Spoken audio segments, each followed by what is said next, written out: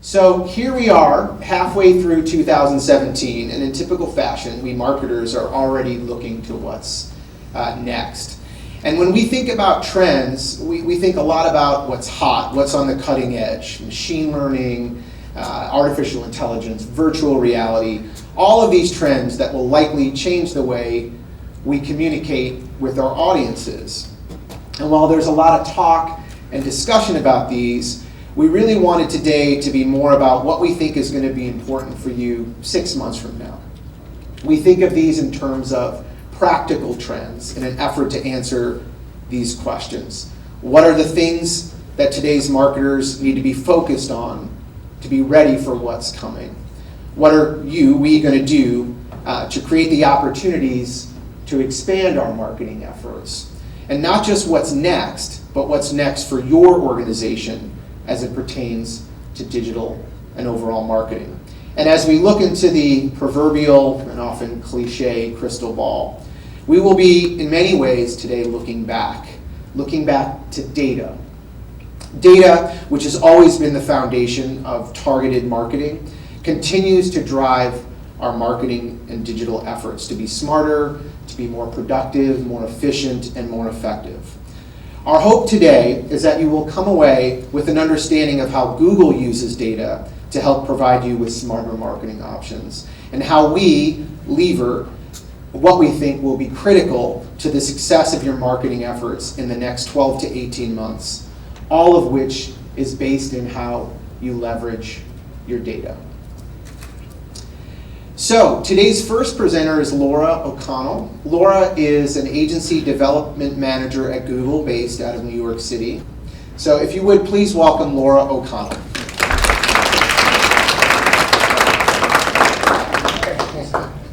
Thank you, Chris.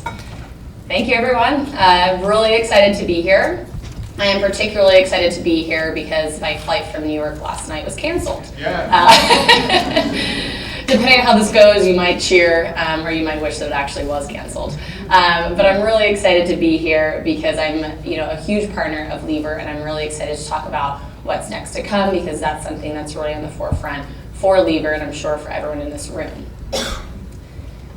And when I had this flight cancellation, luckily I was able to get on the other flight with a different carrier, but I was reminded this was just another example of a consumer experience.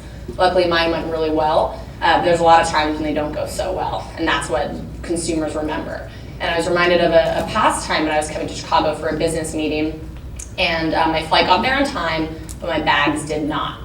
I have not checked a bag since. If I can impart one thing of wisdom today, she knows, don't check a bag. So I checked a bag, and I had a meeting that morning. So I did what anyone would do, and I just ran into the first store I could find, and I said, I need something business appropriate, and I need it within the next 15 minutes.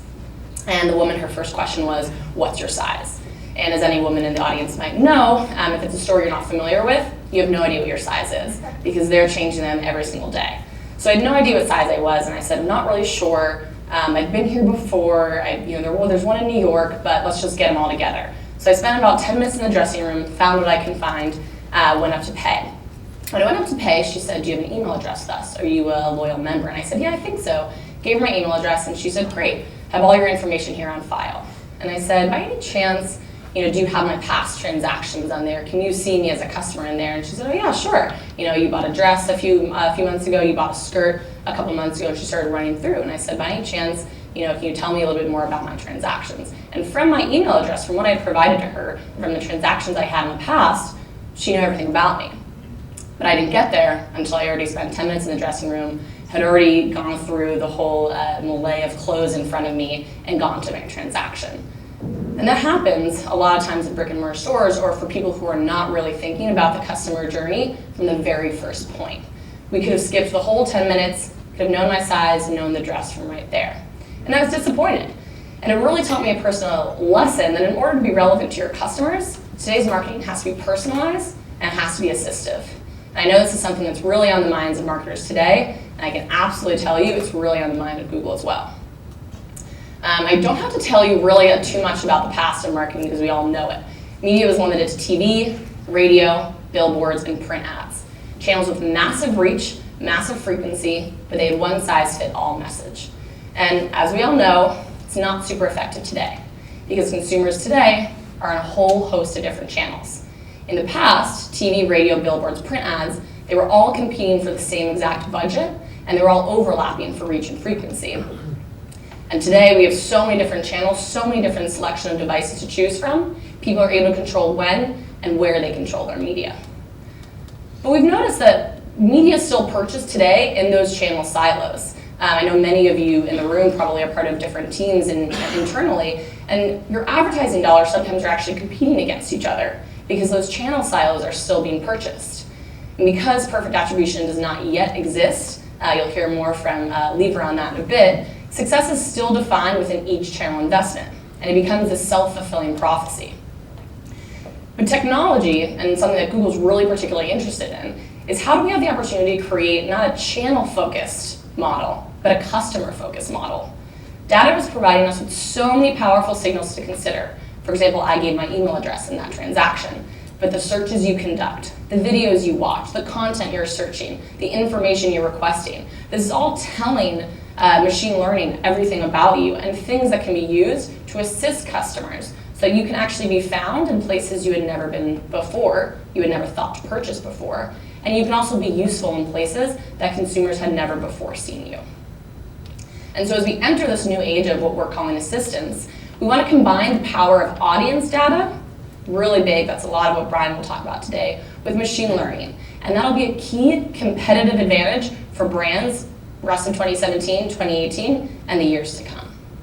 Now, in working with premier agencies such as Lever, I've had the opportunity to work with a ton of different advertisers across a ton of different verticals, industries, and problems.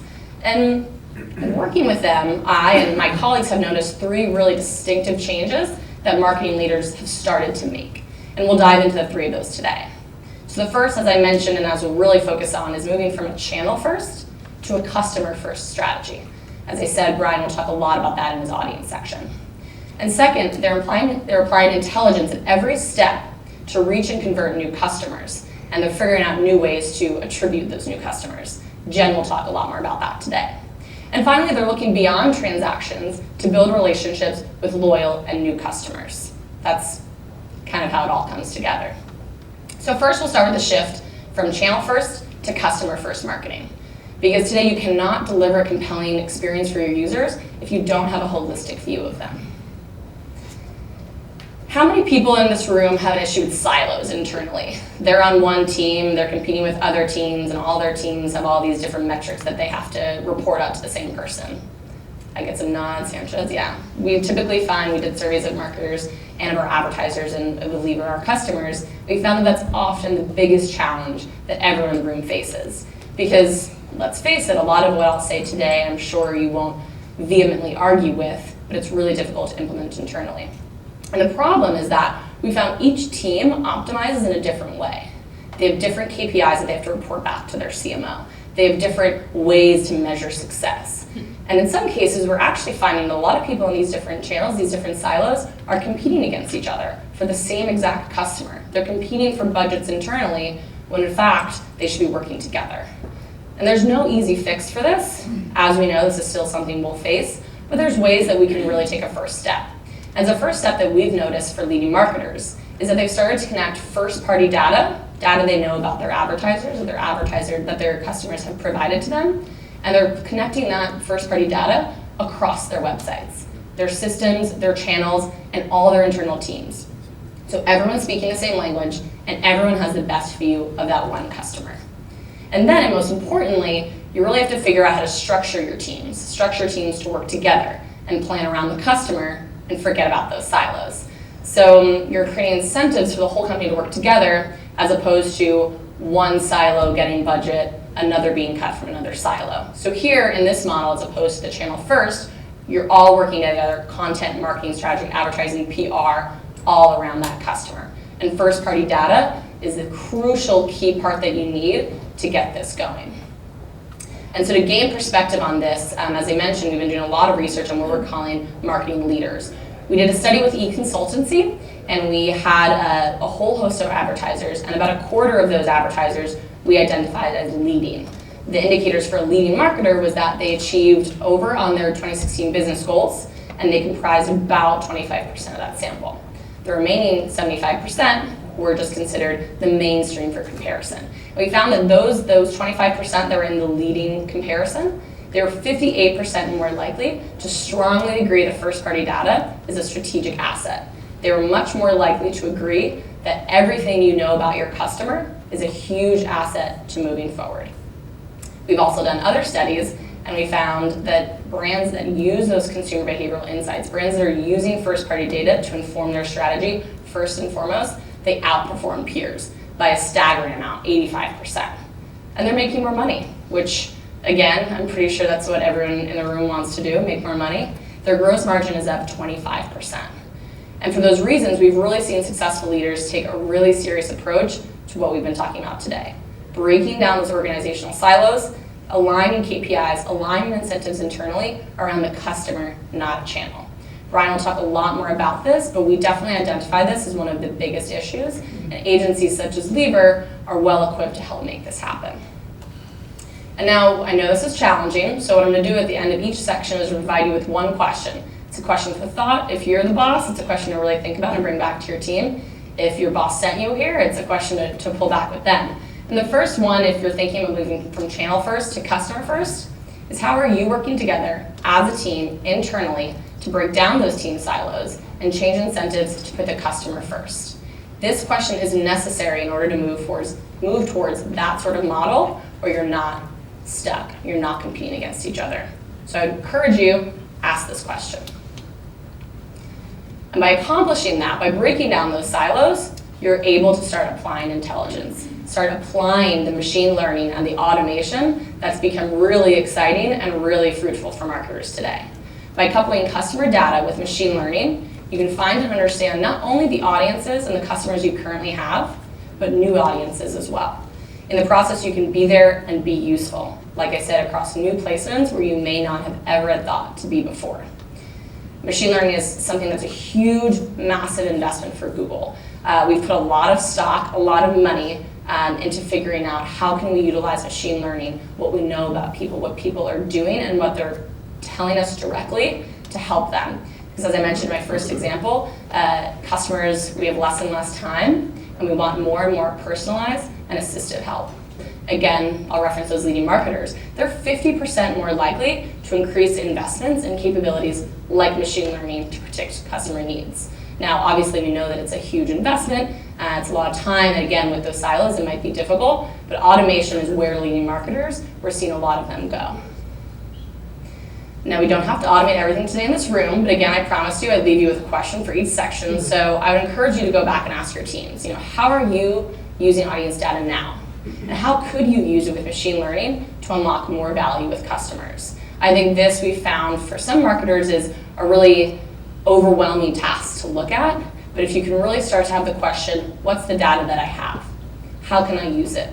What are the signals that might be useful to us? You can start to pull together and think, how can automation, no matter how large or small your business, how can automation really help me? Because again, as Chris said, we're through 2017 already. We're looking at 2018. And if 50% of leading marketers are really investing in this, the rest are likely to follow. And the customer expectations are just going to continue to grow. And that brings us to our third and final observation. Marketing leaders, the leaders in the space, not just closing transactions and moving on to the next. They're building relationships, and they're improving the experience of their existing customers. Again, my first example, if it had gone a little different, if they had known my size, pulled all my information in, that's more of building a relationship. What happened in that experience was a transaction, and that's fine. Am I likely to return to that store? Sure. Am I likely to run there the next time I need something? Probably not. So to do this, to build those relationships, you focus on business outcomes, such as higher average order values, getting customers to cross the aisles by categories they've never bought in, customer lifetime value. If you think about these things and put these at the forefront, instead of just that first transaction, you start to, again, get more into that customer first mindset and build relationships, not just transactions. And being relevant really pays off. Because we found that 91% of smartphone owners, which is essentially pretty much everyone, they purchased or plan to purchase something after seeing an ad that they deemed as relevant, which is incredibly exciting. If customers see something that's relevant, especially on a smartphone, which as we all know, that's where time is being spent more and more and more, they're more likely to purchase. But we're finding something really unfortunate on the back end, and that's that less than a third of brand experiences were actually described as relevant, actually described as useful. So you have this pool of people, and I'm sure everyone in this room feels the same way. As I said, time is ticking and everyone's getting more busy. If you see something that's relevant and useful, you will likely command and convert right there in the bat. But if less than a third of the experiences you have are not useful, that number goes down. And that ability to reach customers and reach them again and have them come back continues to go down.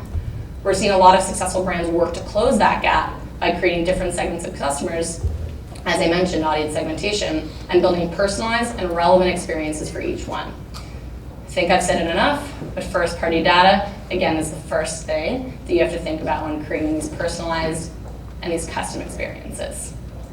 And again, I realize this is a large undertaking, and these three things do not have to be fixed today. In fact, I'm pretty confident that they won't, unless you're a one-woman shop and you can just completely change, you have no silos. But again, here's the question you have to ask.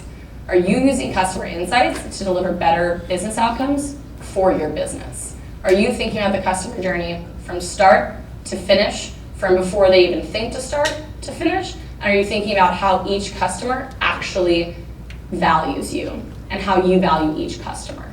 If you're not thinking about these things, you might just be focusing on those transactions, those quick numbers, the ones you can report back up. And you might not be thinking about the long-term value that you're advertising and that your customers can bring. So this is super exciting, hopefully not too overwhelming, but I'm really pumped, especially working at Google and working with really great premier partners like Lever, because it allows us to do these things that leading marketers are accomplishing. This is a great time for marketers to be able to really connect with consumers in a way that's relevant, that's useful, and that's profitable, lucrative. I love working with Lever, I love working with marketing leaders, and I love getting in the room and thinking about the customer journey and data like we've never before heard it. I hope these insights and observations have helped you a little bit. I hope that if you are in a position where you have to either check a bag or not check a bag, don't do it.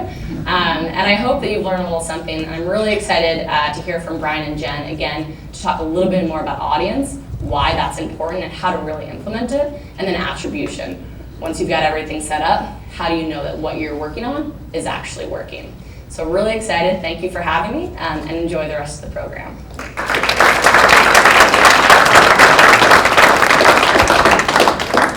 So if you would, please welcome Brian Yarrow.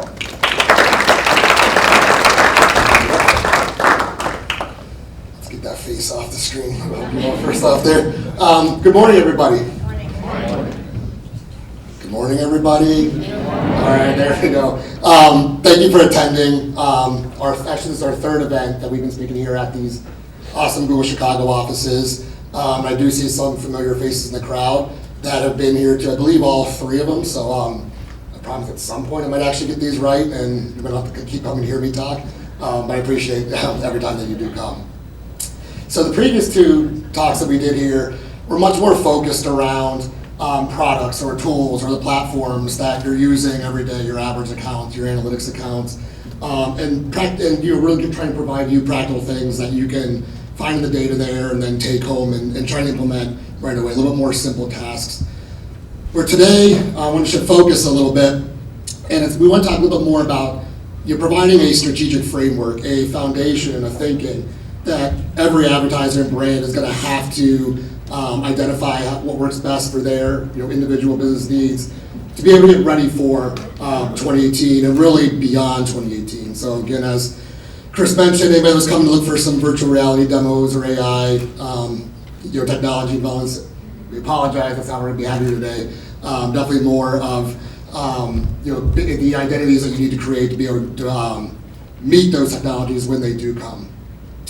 So as we look forward into 2018, we actually are going to be taking a pretty big look back. And that's all around putting, as Laura said, putting the customer or the audience first.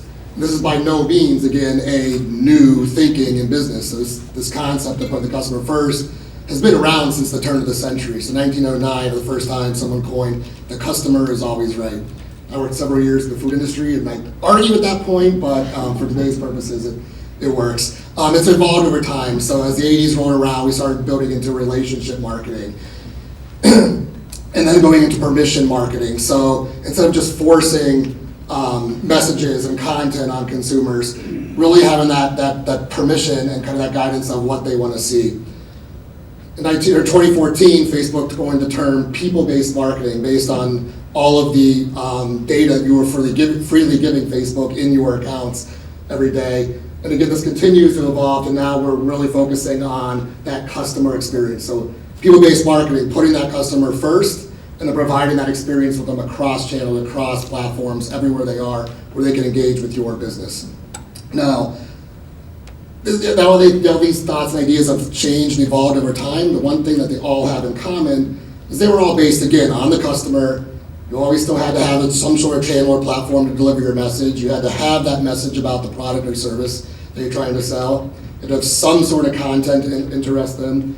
And you had to provide some sort of experience with your brand. So again, anybody in hospitality, retail, or food service is well aware of that consumer experience. The restaurants work really hard to make sure every time you're in dining, you know what you're to expect.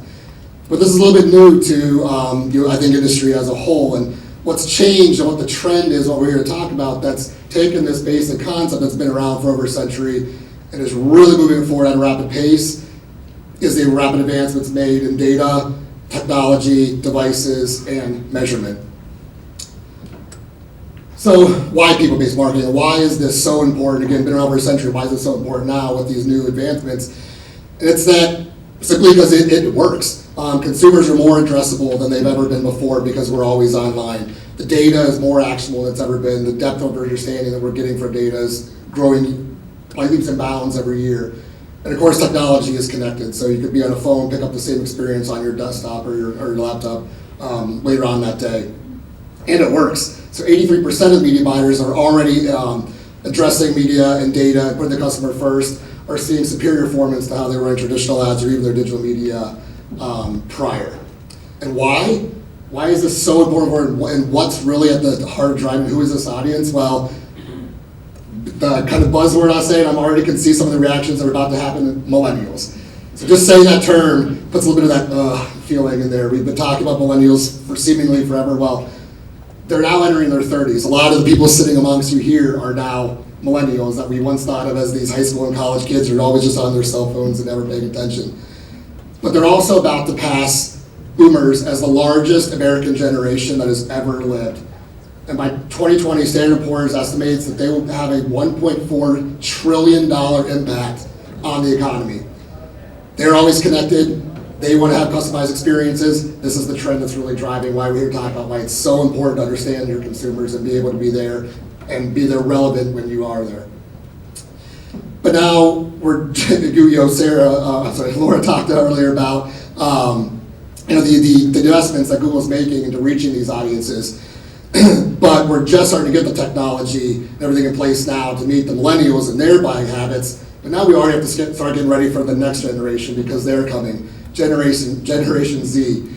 These consumers have never even known a world where at least there wasn't semi-connectivity. They also are twice as likely to shop on mobile devices than even millennials were. So you think about, everyone, well, desktop converts the best because it's big images and big screen area. Well, you have to figure out how to sell on a mobile phone because now they're buying there. They're also more likely to view 62 more pages and balance 51% less than other generations, meaning if you are there with relevant content to engage them, you have a good opportunity of winning that consumer. That's one of the benefits of having a constantly connected consumer. But if you're not, Generation Z and even millennials, they're not as brand loyal as people used to be. So again, if you're not there, you're not relevant for them, they're not going to continue to buy just because they know you. They will move on to someone who is more relevant for them. And who are the big brands driving some of this investment and who understand the importance of the customer and putting data first and utilizing that first-party data to really drive their decisions? Well, these brands, I think, are doing pretty okay nowadays. First, as a brand who wasn't up to date on technology and who seemingly lost focus of their consumer and how they were consuming their media. We all know what happened there. I think Netflix and Amazon had a little bit something to say about how Blockbuster's future was going to go. So there's a lot of opportunities, but also a lot of issues, struggles, and kind of hurdles you have to get through to really be able to put the consumer first and really drive actual insights and make your media relevant. And the biggest thing Laura briefly touched on it was the business silos. So, we don't just go online anymore, we live online.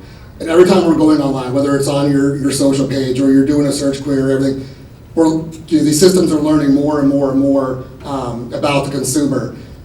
But how are we passing that data across the company to be able to activate on it? Does sales know what marketing is doing? Does operations know what sales and marketing are pushing? But there's the challenge we have to face, but there's also a large opportunity there. There's more than ever ways that we can get that advertising out in front of the consumer.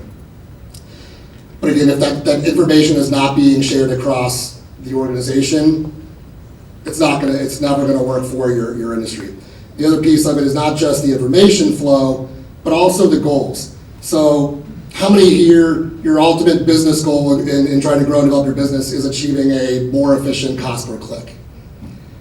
Now, who here's business goals are to grow their business 20% or more and reach new audiences?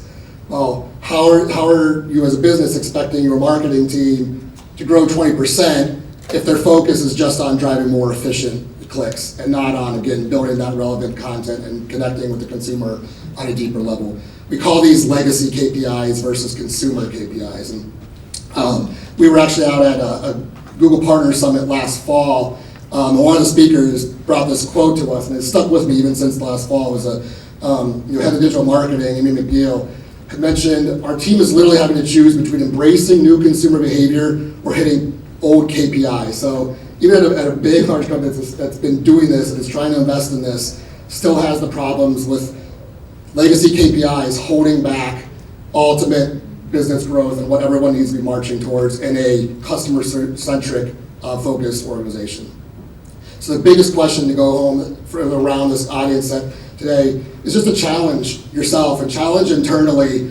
Are the goals that I'm working for every day, are they actually aligned with what we're trying to achieve as a business, or are they siloed based on the channels that I'm overseeing? And again, to be able to activate this on this, it all starts with data. So Laura talked quite a bit about your first-party data, and it is the most effective and efficient. We'll talk a little more there in a minute. There's also advancements happening every day around second-party data, or data you could gain on consumers when working with a channel partner. There's also a lot of investment in the third-party data that's been happening in the past and continues to develop. So you're purchasing on a credit card. The credit card companies and marketers, while they might not know that's exactly you, they do know data what you're purchasing, when you're purchasing, where you're purchasing, how you're purchasing, and all that data can be purchased and put along with that first-party data to really build a comprehensive model of what your customer looks like and provide the insight to start building on it. So why is the first-party data so important? Well, it's the accuracy.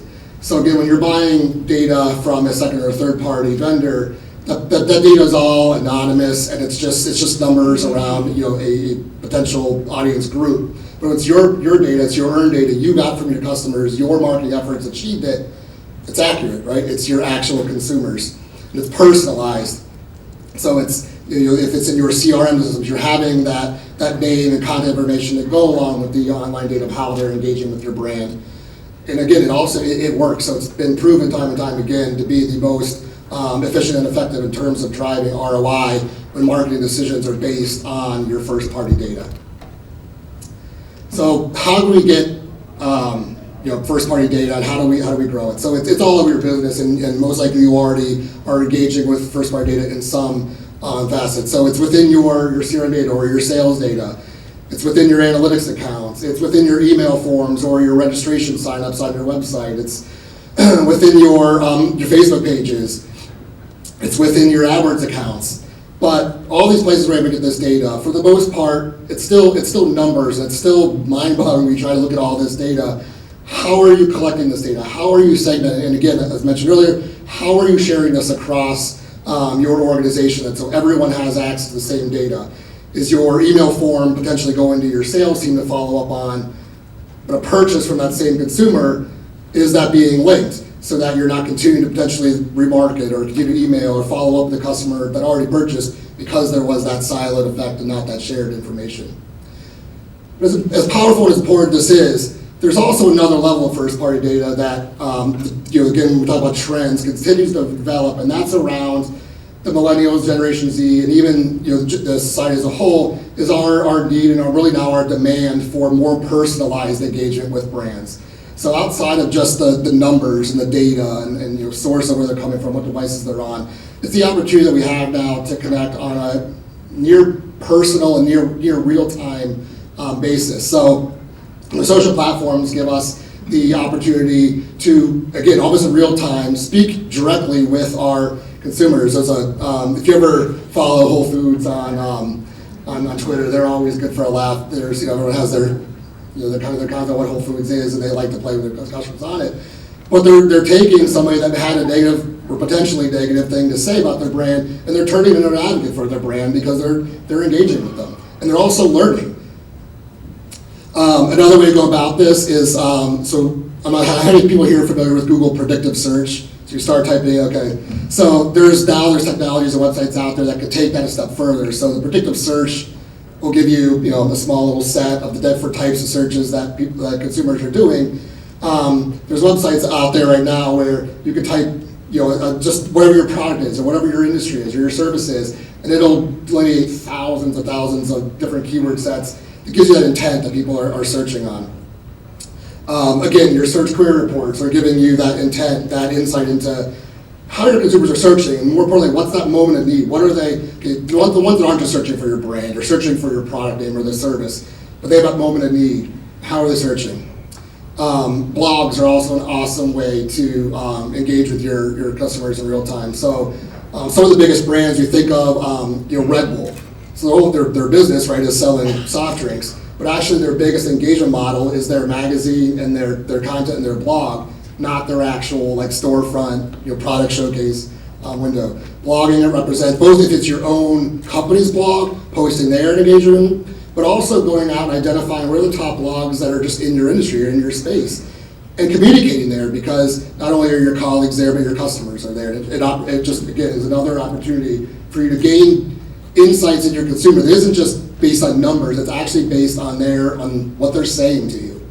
So are you listening? Are you listening in social? Are you listening across the digital space moving forward?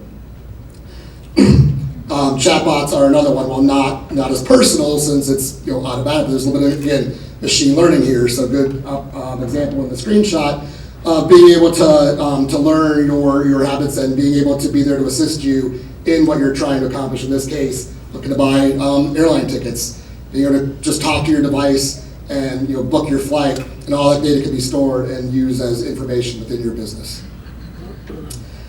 So we have all this data now, we have all this first-party data, and we're running campaigns, integrating second-party and third-party data. Now, how do we activate on this? What do we do with it? And so the biggest trend moving forward, which again is not a new concept, data management platforms have been around, but as just this customer focus and this data importance becomes more and more invested in, and the technologies grow and the companies grow and more companies are coming into the space, what's different here moving forward is the barriers to entry are coming down. More brands, more advertisers have access to sophisticated data management platforms that they can use to segment this data and turn it into actual insights that they can then put together in their marketing programs.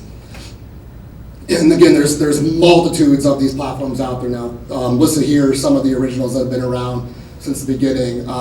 Had a outstanding opportunity to work with Turn on Craft and help build together a custom database where we could segment data across their entire suite of products, which, if you're anybody familiar with Craft, is a lot of brands and a lot of products, where it used to be very, very siloed. Cheese wouldn't share with meats wouldn't share with grocery. It's all across the company now. Every brand has access to that data and can put together a marketing plan to reach their consumers across Craft's advertising. But again, however, though, the difference is now that it doesn't have to be some sophisticated systems. There are cheaper alternatives, a little bit easier to integrate alternatives that are out there now.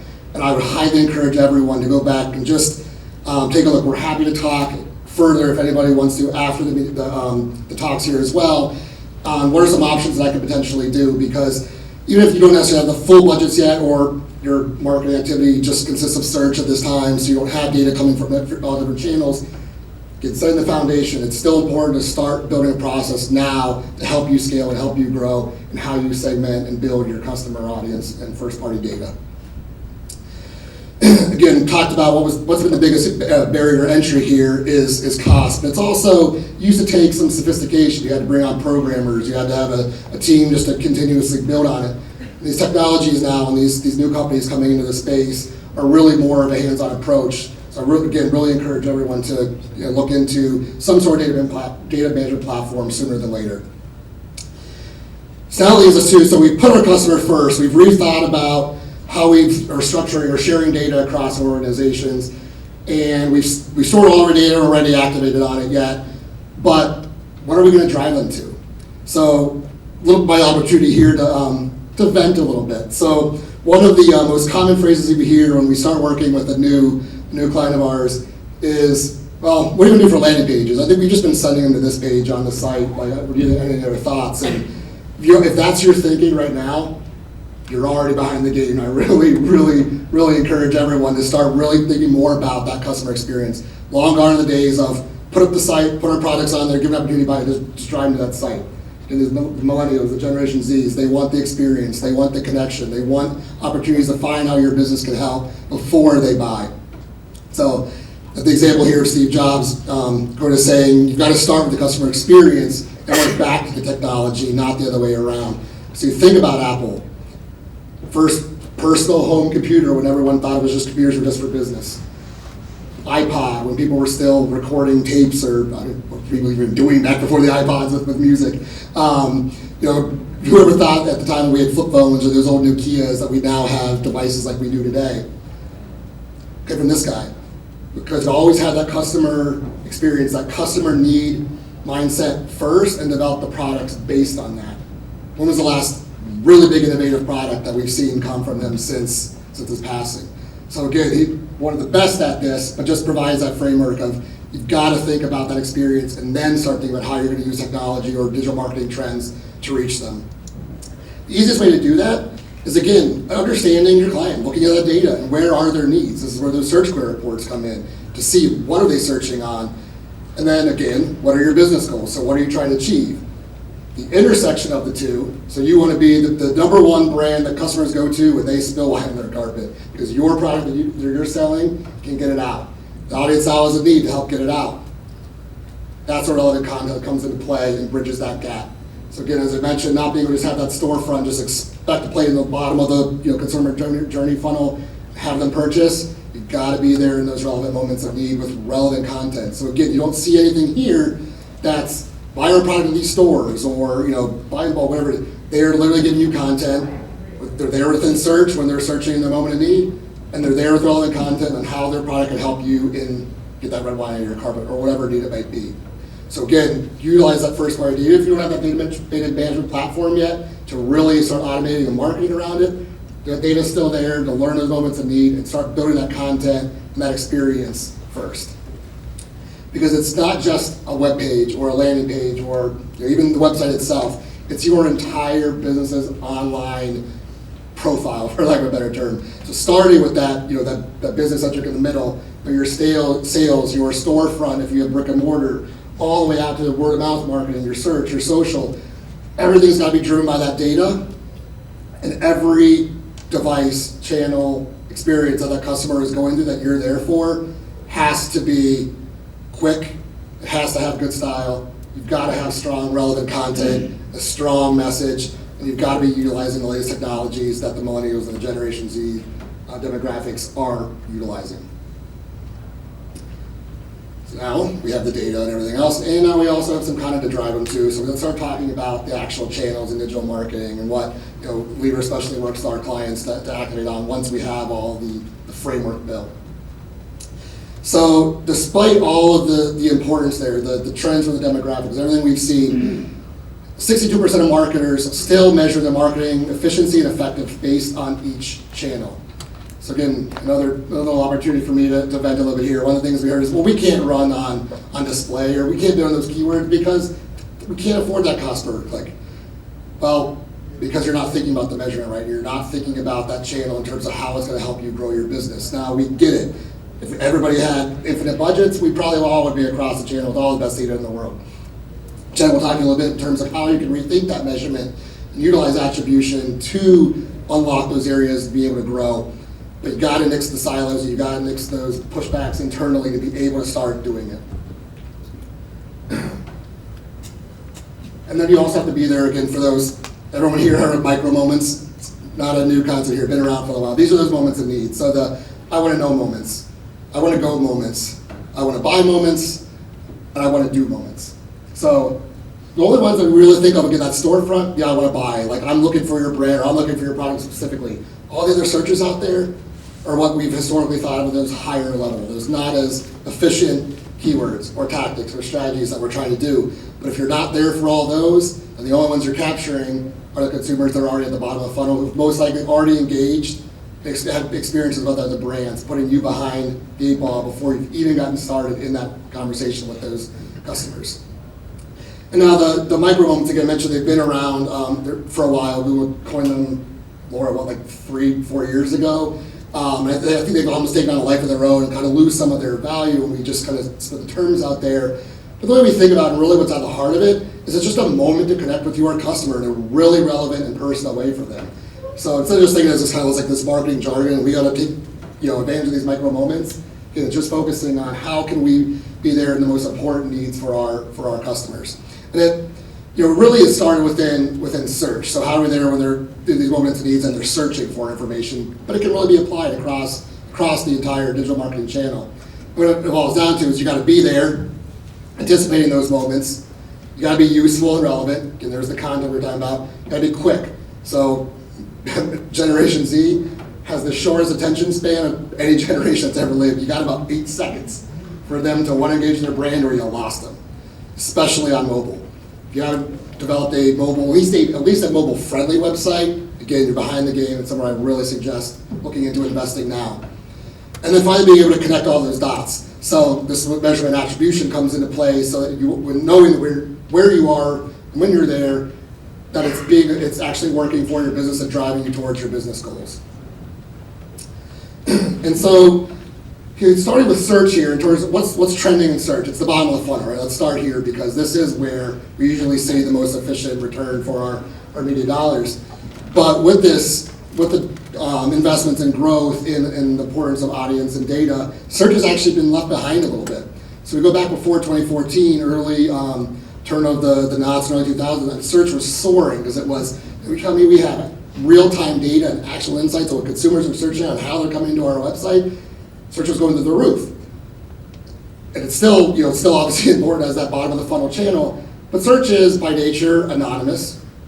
It's intent-based. It's not necessarily customer-based in its past. That's changing. So with machine learning taking a bigger role within search and across digital marketing, there's opportunity to take search even a step further and being able to target our audience. So we as Leader, we work with a tool, it's called Acquisio. If any of you have worked with any search bid management platforms, they all have similar features. You're able to bid across your Google, Bing, even social platforms. But why we chose this and what really helps us get a better grasp on our customers and how our search campaigns are performing is a machine learning that they have. It's called their bid budget management platform.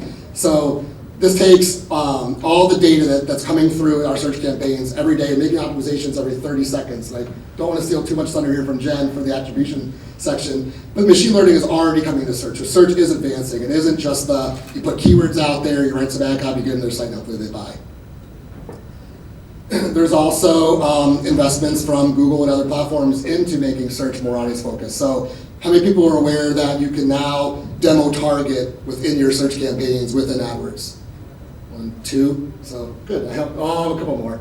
You don't count. So we got a couple. At least got you guys to learn something here. So yes, you are now able to capture age and gender status across your search campaigns. Now you'll see in this example we have from one of our clients, big portion of this is unknown. Okay, this is a newer technology. We haven't been running it for a long time. So the systems haven't had an opportunity to identify the characteristics of demographics of every searcher yet. But it is growing, it is evolving, getting better every day. But there's also technologies and companies out there now LiveRamp, for example, if anyone's heard of them. If not, definitely look them up. But they focus on identity resolution. So they're able to take that same customer data you're getting and use their algorithms and their data sets to make more match points beyond just an email, to a phone number, to a name, to other email addresses, to your social profiles, and make those connections and build your customer matching, and you can then activate within search. Laura touched on this a little bit in the beginning here, but you're also now, many people were aware that Google has Customer Match now. So another one I get to teach you guys. So you're now able to take your audience list, your email addresses that you have and all your customers that you're gaining through your first-party data building efforts, through registrations online or that your sales team is building. Spreadsheet form, you're able to upload those email addresses right into your AdWords account and then utilize that across your AdWords campaign. So both within search, within Gmail sponsored campaigns, while they're watching YouTube. You're also then able to take that data and build similar or lookalike audiences. So scaling your audience match strategies within search. And be able to do that within search. So remarketing lists for search ads has been around for a while. Again, not a new technology. Now with the new developments within audience targeting, it's going to the next level. And then you're also able to do the same across display, across remarketing, on webs, on apps, and then scaling that with similar audiences, within market audiences, and building the audience within search. Now, obviously, Google's investing there, understanding the importance of data, and first-party data and of audiences. Facebook was not going to be far behind. In fact, they were a little bit ahead with just based on what their platform is. But now they also have the same ability to take those customer lists you have, put them into Facebook, and they will then match Facebook profiles to your uploaded lists, and you can then advertise across their social experiences. Of course, Facebook's there, so Twitter is there. Again, both of these, so custom audiences within Facebook, tailored audiences within Twitter, again, have been around for a while. But what's taking it to the next level, where the trends are happening, is around the creative and the types of ad formats and messaging that you're able to get out there in the marketplace that we never were before. Because the more that we dynamic in the creative we get, the more of a relevant advertising that we can give a consumer that's based on them, not the messages that we're trying to push on them, the better results that each channel that you're advertising in is going to see. The biggest trend that's been trending now for a couple of years, but is showing no signs of slowing down, is the continuous evolution of programmatic. So this kind of ties in with the DMPs that we talked about earlier, where when this first came out, really the only advertisers and brands that had access to this were giant brands. Brands with billions to spend on marketing efforts across their organizations. The continued investments, the continuous focus on programmatic has now again removed those barriers to entry, and it's now available for most brands and advertisers out there. Another area where anybody from Libra here is more than happy to discuss with anybody in further detail around how we can execute programmatic campaigns. But even this, as sophisticated as this technology is, as fast as it's growing, it's still all built on that data. The first-party data being the most important, funneling this data management platform. But now what's really growing, what continues to evolve, is not just the data segmentation and collection standpoint, but how that's able to spit out into actionable insights and directions that launch your digital marketing campaigns across programmatic, but also across search and social, and even anything involved with your website. And then same capabilities here, where it's not just your actual audiences, then being able to scale across similar audiences and reach across multiple networks and platforms that you can serve advertising on. And then the key component here, what makes it so unique with programmatic, with running with a solid data management platform, is the feedback loop. So it's not end game. Okay, you've put the data in the system, served it out, you've served that impression, got that click. It's not just over now. That data is fed back into the data management platform. You have another set of in-depth data that just continues to build, and you just get more and more relevant, customizable experiences for your customers. And how does programmatic and other kind of trending platforms really drive these relevant ad messages and content for customers? One of the biggest ones is the continuing advancements within dynamic creative. So just a few years ago, if you were similar to Bose, you were an online electronics manufacturer or retailer, and you have hundreds of thousands of products, you have to invest the cost into a creative to develop ads for every single one of your products, every single one of your messages, with every one of your colors, every one of your calls to action. Huge investments just to put into creative before you've ever even shown your customer the creative. Now with programmatic and some of the advances around dynamic technologies here, both within display as well as within dynamic remarketing, within search and within social, you have the ability to just plug in the basics. So just plug in all the photos or the screenshots you have of your products. Toss in the different color combinations you want, the different call to actions.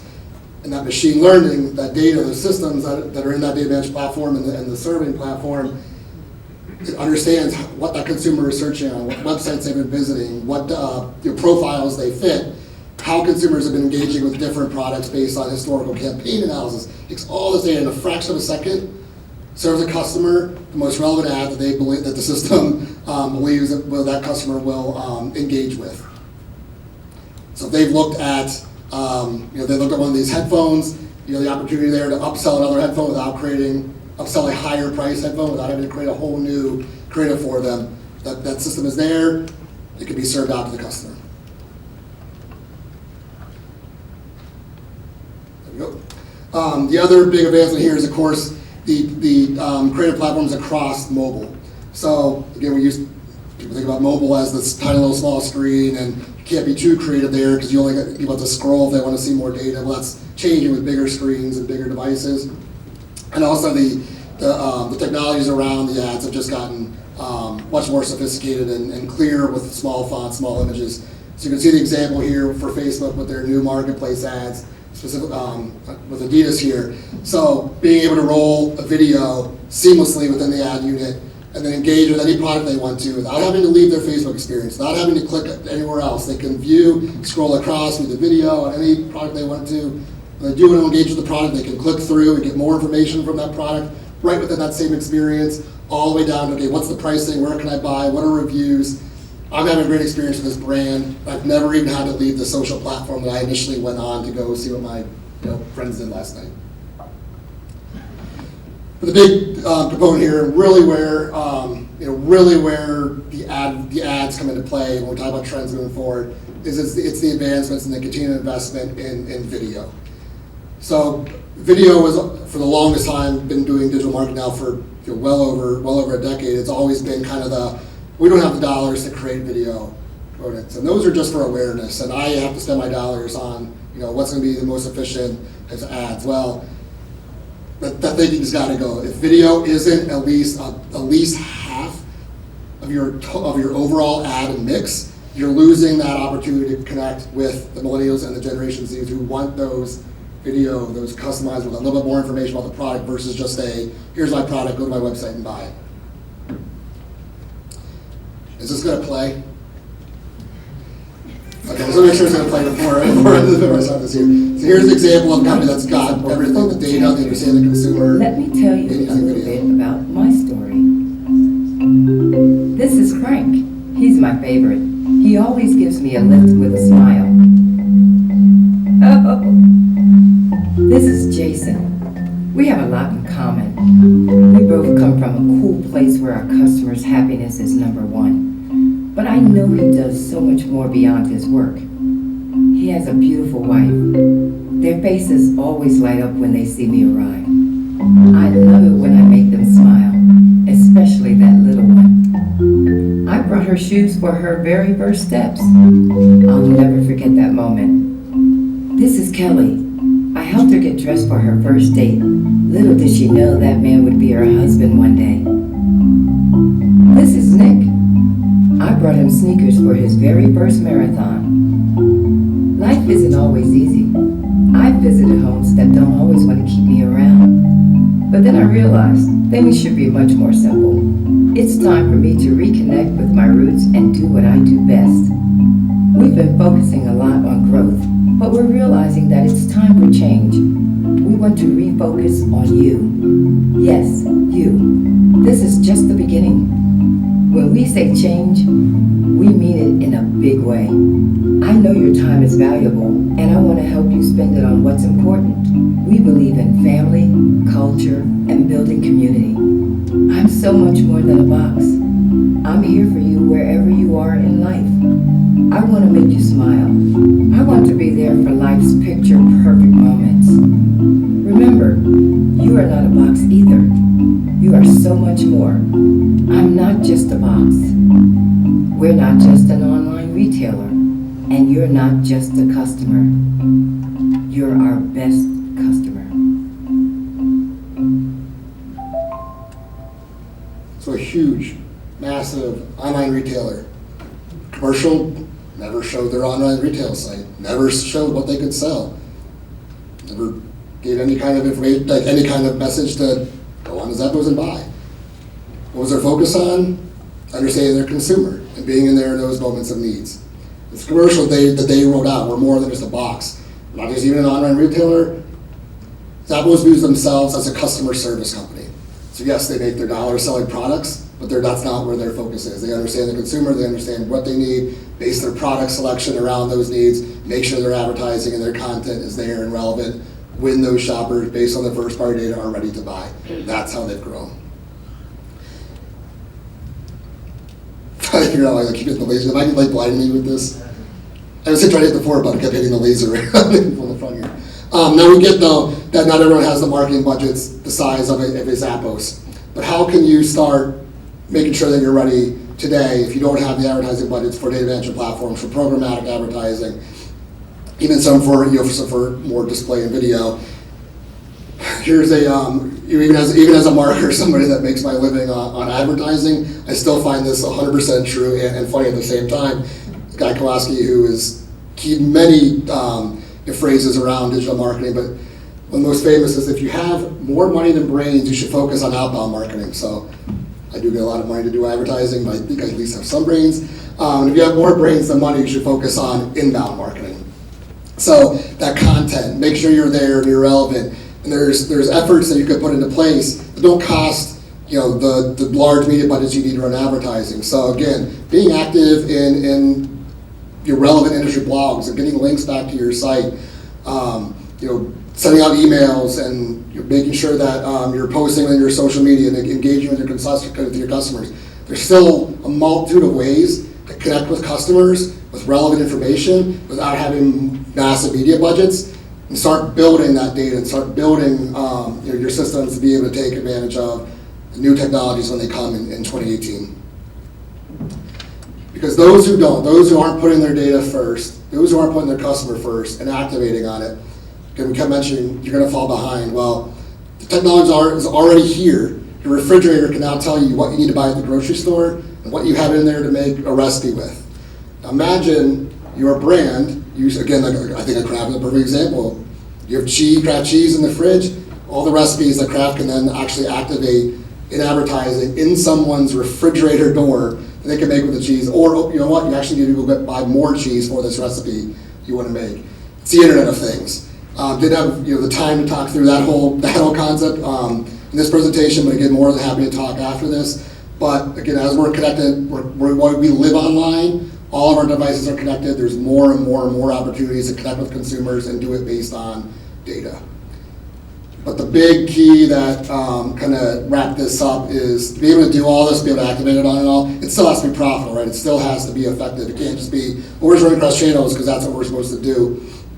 The number one hurdle that advertisers and brands have seen, especially within mobile, in terms of scaling and growing, is that lack of attribution or that lack of transparency and knowing what the social ad you posted that you didn't get that immediate last click conversion from, but still had value. How can you know what that value truly was and make sure it's the right investment for your company? It all starts with rethinking how you measure, rethinking what those KPIs are. Do they ladder up to your business goals? And finding opportunities for growth. So we're just a few 4 points here to kind of wrap up the last 22 minutes or so I've been talking, and because there's some things to take back to work, take home and ponder. One is challenge: are you truly consumer centric? Most companies, if you ask them, would say they are, but how would you define that? Are you actually sharing data across your organization? Are you building first party data? Are you utilizing systems and technologies and the trends in the marketplace to be able to activate on those? do you have ways to segment that data? And are you identifying new ways to grow and not operating your business, especially your digital marketing activities, on legacy KPIs? So here, I'll let Chris introduce her, but Jen Davis will be talking more about that measurement attribution. Thank you, everybody.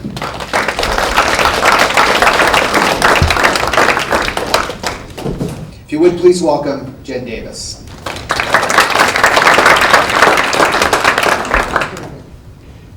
Yeah, there's nothing like coming up on stage and seeing your face on a big screen, so it warned me about that. So I'm here to talk about attribution. So first, attribution's not a new trend, right? We've heard about this, we've heard about it for years. But really we're at the point where we have to make a move on this. I think a lot of times over the past couple of years we've been trying to compare. Do I want to do last click? Do I want to do first click? Not really sure. What is the tool telling me? And the tool tells me I get more conversions when I look at this. And really, in 2018, we have to make the decision. We have to stop having the tools make the decision for us. And actually, tools are getting to that point where, if we enter in conversion data, it's going to ask us what type of model do we want to use. And things like machine learning and artificial intelligence, consumer-based marketing and audience-based marketing is only going to work when you choose an attribution model that'll work for you. So let's talk a little bit about attribution. So we saved the best for last. And isn't that kind of what we need to talk about here? For some reason, digital marketing has made us believe that somehow last is best. So let's talk about last click concepts and a couple of different other ways for a moment. So raise a hand, we're going to get to know each other a little bit here. Raise a hand. Who likes to have last word in an argument? Okay, yeah, a lot of nods, a lot of laughs. You actually may hear a chuckle because my sister who's here, she knows how I love to have the last word. Apparently I've been doing it my entire life. I used to have these heated discussions with my grandfather, who I loved, even at 5 years old, and I had to have the last word. A bit of a tense 5-year-old, I guess. So, and as an adult, I'm kind of trying to have better self-awareness, but it's still a bad habit of mine. And why do I or some of you do it? It's because we think it's a little bit of a win, right? We could be completely wrong in the argument, but we get that last word in and it feels good. But it really isn't a win, right? Just because we have the last word doesn't mean we won the argument. And if you think you do, next time you have one of those moments with your significant other, ask if they agree if you had the last word if they win, and just be prepared for another argument.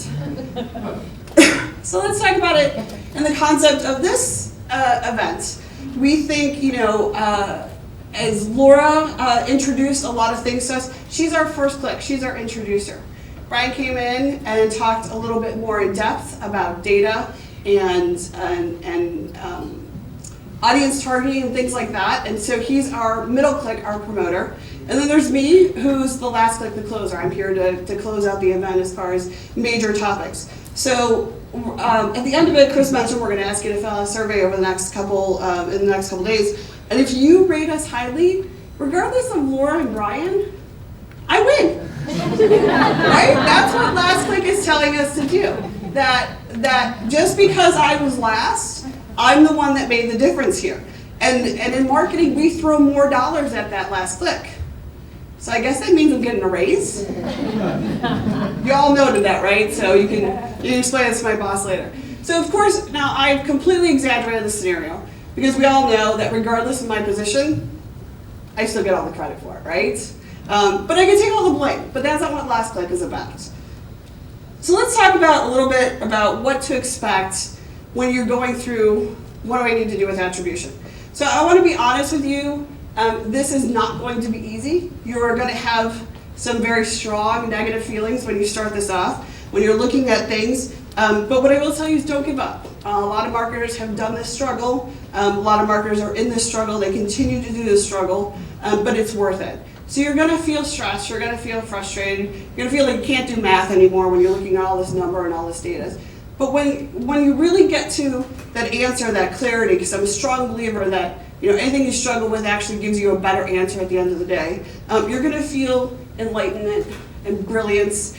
And maybe you might have a little bit of God complex, and that's okay, because it really, you have to go through a lot to get to it. So the other thing I want to share with you too, because I think this is something that's really inhibiting us on looking at attribution, is something that Tina Moffat, who's a senior analyst at Forrester, recently said very eloquently. She serves B2C marketers with a focus on attribution. Just a lot of blog posts, webinars, things that you can find out there. Definitely somebody that you should be reading up on.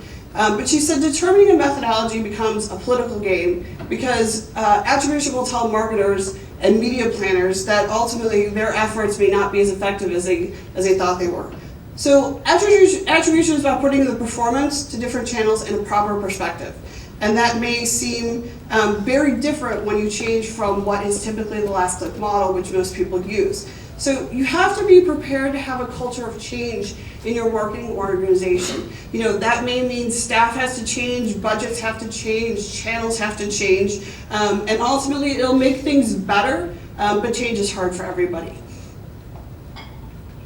So let's talk about the issues that we hear when it comes to attribution. It's a common theme. If you look at any survey in regards to attribution, what's holding marketers back, it's around data. And this is from an AdRoll survey, the state of attribution marketing, actually in 2017 this year. And it talks about, it asks the question of what's inhibiting marketers. So the top two, 56% said there's a campaign tagging or tracking issue. 56% said there's a data validation and normalization problem. And then ultimately 59% cannot create a culture of measurement and accuracy. So what does this mean? It means we don't trust our data, and therefore we cannot create a culture that ultimately works with that data. So it's key that your data is right. Tagging nowadays essentially is relatively easy if you have the right tools in place, and so many of the tools that we use at Lever and the tools out there for search and display can automatically do this, so make sure you're utilizing that. There are some manual things that you have to do, and interns are great for that. There's nothing like handing over a spreadsheet of thousands of keywords that have to be manually tagged and teaching them the concatenate thing in Excel formula and getting it done. Or just even having to look through, thousands of display images and make sure that they're tagged correctly. If you haven't met Jimmy, our intern is out at the registration desk, so he can tell you stories. So let me set the story straight a little bit. There's a lot of good information out there about attribution. There's some bad. So are all the cool kids doing it? So raise a hand if you think, for the most part, that 90% or more marketers are using attribution in their measurement today. Do you agree with that? So it is a fact.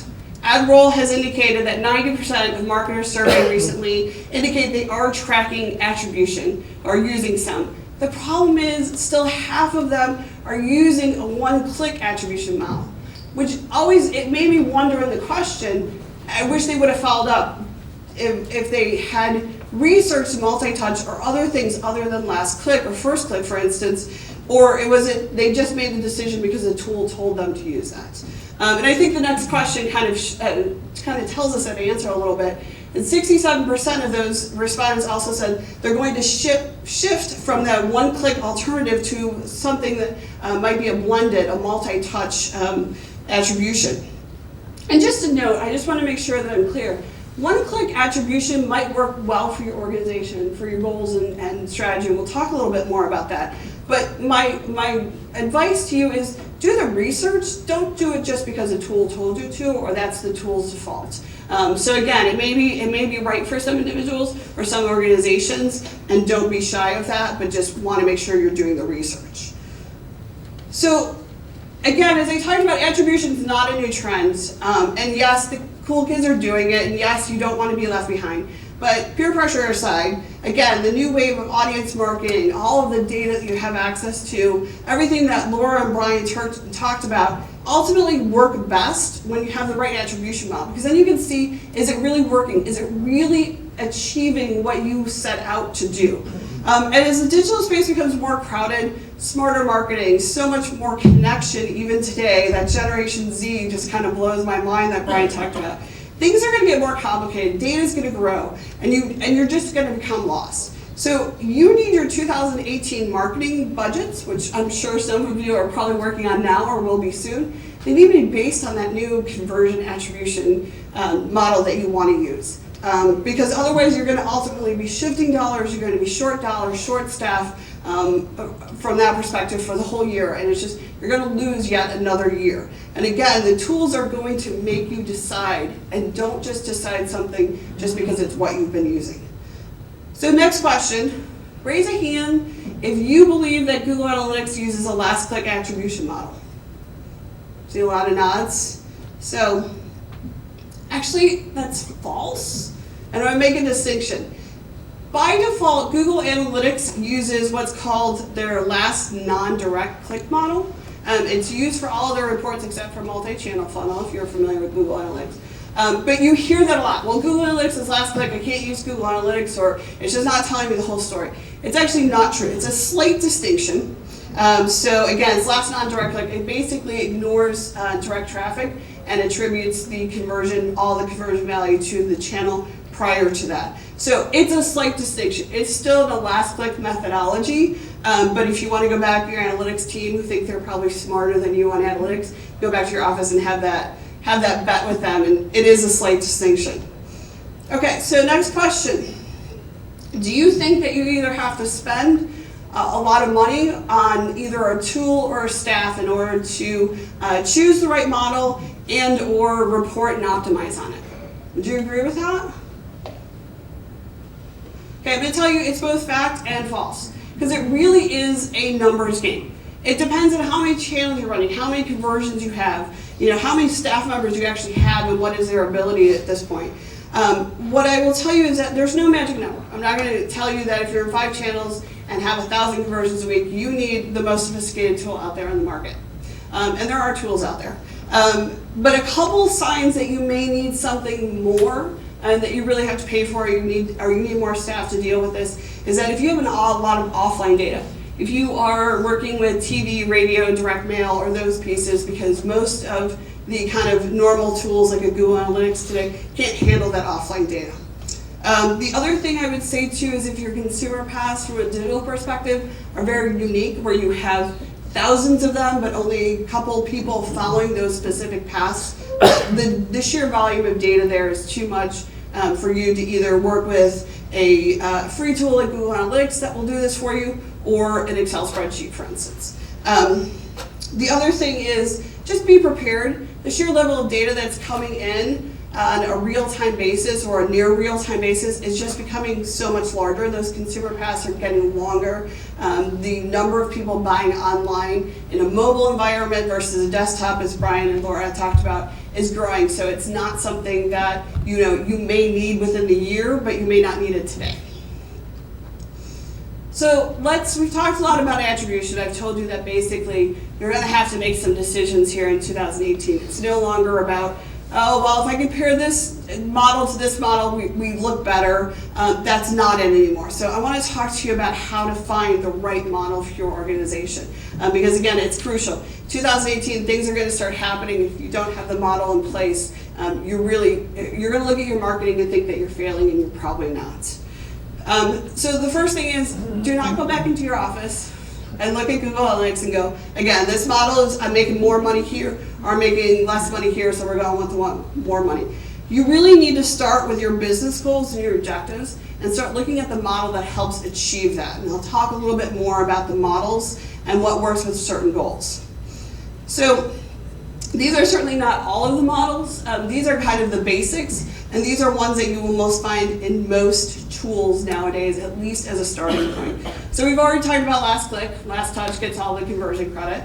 There's a time decay model, which is basically the touch point closest to the conversion gets the most, but definitely other parts of the path get credit as well. There's a linear model, which is just as it sounds. Every part of the path gets equal credit for the conversion. There's position-based, which is actually one of my favorite. I'll talk a little bit more about it. Where basically the first and last get about 40%, and then you split up the extra 20% in the middle. It can be customized, so you can actually make like 5% to the second click and 5% to the second to last click. So there's some customization that you can do to it as well. First click, again, just like last click, it's the first click gets all the credit. There's last non-direct click, which I talked about for Google Analytics is their default. It just ignores the direct traffic. Google also has last AdWords click, so it's the last AdWords click receives 100% of the conversion credit. And again, that's something that's unique to Google. And then there's data-driven. And again, when I talk about data-driven, I'm really talking about it from the aspect of Google. That's probably the most familiar. Google AdWords and the Google Analytics premium version has this where it's very customized. It's fractional conversion values to each part of the path, and it's really based on your data. It's all built on an algorithm. I won't even get into it because it's a whole other discussion of what it's built on, something that you can definitely read up on. So with that in mind, let me tell you of where, what the growth strategy is behind each one of these models and when it's useful. So last click, as we talked about, it's most conservative. It's basically lower funnel marketing. It's useful when your marketing is designed to attract people at the moment of purchase, or if your business is primarily transactional, you don't really have like a research or considerational phase. First click is the complete opposite, of course. It's most growth oriented. It's upper funnel marketing to us. It's useful when marketing is there to intend to create an awareness, think brand awareness, for instance. Linear, just as it kind of sounds, it's very moderate. It has a little bit of growth, a little bit of conservative in it. It really works well with marketing that's designed to maintain contact throughout the entire sales cycle. There's time decay, which sits on the more conservative side because, again, it's giving more of the credit to the channel prior to the conversion. But it is really useful for companies that are running 1 to 2 day marketing promotions because it tends to give it to the channel closest when the promotion is running. We have a client, for instance, that runs promos at least 2 to 3 times a week. So this is a very interesting model for them. There's position-based, which again I mentioned is kind of one of my favorites. It's growth oriented, and I found it really, it's a nice mix between the upper funnel and the lower funnel, so I can get some awareness, but I can get some low cost conversions and kind of even out a little bit. It's kind of have my cake, eat it too, right? It creates that awareness and then balances it with those that want to transact immediately. So it works well with you value your brand awareness, your first touch, and your conversions equally as your last conversion. And then again, there's data driven. So from our growth strategy, it really is based on the performance of the account. So it can be conservative or it can be growth oriented. It just depends on your goal and what your marketing strategies are, because it really is working with your data. It works well when all of your goals are the same across the channels. If I want to increase sales, it should be the goal for all the channels, for instance. And it's basically marketing that values every touch point. So it's not necessarily about awareness or the last touch before conversion. It really is the whole consumer path. So I want to talk to you a little bit about tools that you can use in order to kind of see what your attribution model is telling you. So first of all, there are a lot of sophisticated tools out there, but one thing that I would tell you to start with is just the free tools if you're new to this. So basically, you're going to declutter your data by using one of these tools. And you can use something like AdWords, which I guess it isn't free. You're obviously paying for media through it if you are using it, but you're not paying anything extra to use their conversion model attribution, which includes the data-driven model. The data-driven model is only available in AdWords for search. It does not include display and shopping, and then it's only available in the Google Analytics Premium version. So if you just kind of want to take a look at it, you can start in Google AdWords and see what it's showing you as well. And then there's Google Analytics, which again, totally free tool on the free side, and it has some great multi-funnel channels as well as attribution model comparison, which I'll talk a little bit in a minute. But the other thing to look for is the tools that you're already using, or your agency, for instance. Like we as an agency, Brian mentioned Acquisio. That's our go-to for all of our paid media. That's search, display, shopping, even paid social. And as Brian alluded to, I will call it the BBM versus giving you the whole name so I don't stumble on that. But that actually is, again, it's built by a rocket scientist. It's their algorithm. It's one of the only that can actually make bid changes every half hour to paid media versus other tools that do it usually once a day. So it's one of the closest real-time bidding options out there, machine learning, if you will. And they layer that on top of their attribution model now. So I can choose an attribution model for a client, and it can work with that model versus the last click AdWords or analytics data was telling us. And again, if you look at any of the other tools, whether you're using Adobe or Kensho or Marin, for instance, for analytics or to run your paid media, they all have some type of attribution model system that you can use. So these are kind of the free tools, or you're already paying for them. So pros and cons. So no more costs, right? They have the basic models that we talked about. You can do some minor customizations in them. And they generally can do a model comparison. The cons, the data is limited to what you're running through that tool. So if you're only running paid media through a tool, that's pretty much all you're going to get as far as your comparison, or you're looking at the model and what your data is telling you. Acquisio, for instance, we can upload offline data, but we have to put the model to it before we upload it. The tool can't put the model to it. There are more sophisticated tools. There's, even Google Analytics Premium version, which is a paid tool, has the data-driven and is much more sophisticated. They have an attribution tool formerly named Odometry that they have invested a lot and can take the offline data. So there's a lot of things out there, but this is a great start. At the end of the day, no tool is perfect yet, but they're really getting there, and they should be in 2018. So let's talk about, this is the model comparison tool in Google Analytics if you're not familiar with it. It's the easiest place to start to just see what your data is telling you. I like it because you're not changing your data. You're simply doing comparison. And like I said, the only one that's not available is data-driven, but you can do a comparison of up to 3 models and then see what the change of difference is between those models.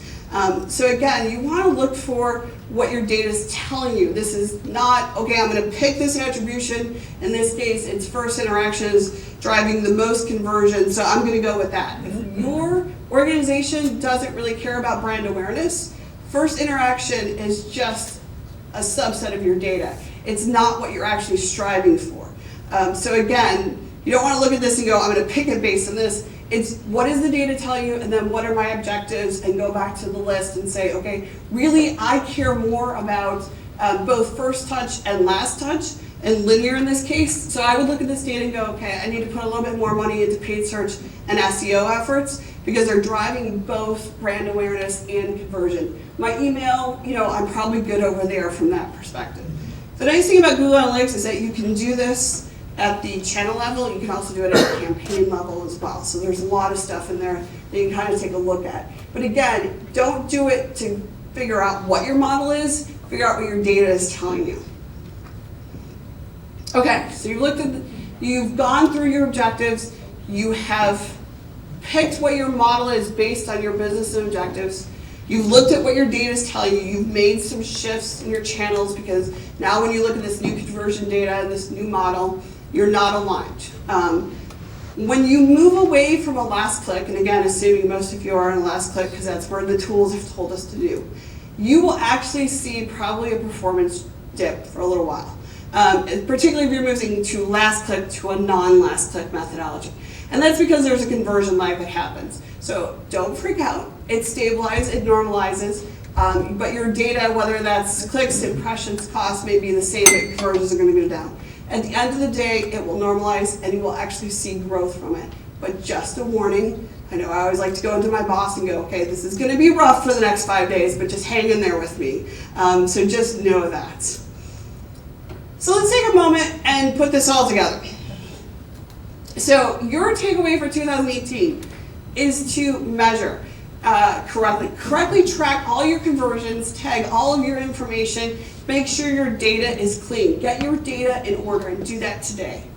Then look at attribution. Shift to a multi-touch if it makes sense for your organization. I did talk about how in some cases it may not. In most cases, it probably will. And make sure that you are actually making that determination, not a tool. And then act. Use that new conversion data to actually make changes to your bidding, your budgeting, where you're shifting dollars, where you're putting your efforts, so that you can actually achieve the goals that you have set out for. So again, when you're accurately measuring, attributing, and acting in the full user journey with attribution, you will unlock new growth opportunities for your organization. Okay? So to kind of finish this out, if we think about it, I started off the presentation and talked about how I was the winner, last presenter. closing this out, I get all the credit last click. Well, if I follow my own rules, I should probably change my model here, right? So let's take a look at this. So what I'm gonna do is I'm gonna do position based, because Laura introduced us to a lot of great things. You know, I'm closing out, you know, I'm the last step before you fill out that happy survey, and Brian was in the middle, so he gets at least 20%. So everybody did a really great job, but again, I'll go with position based. I'll give Laura and I a little bit more credit this time. Thank you.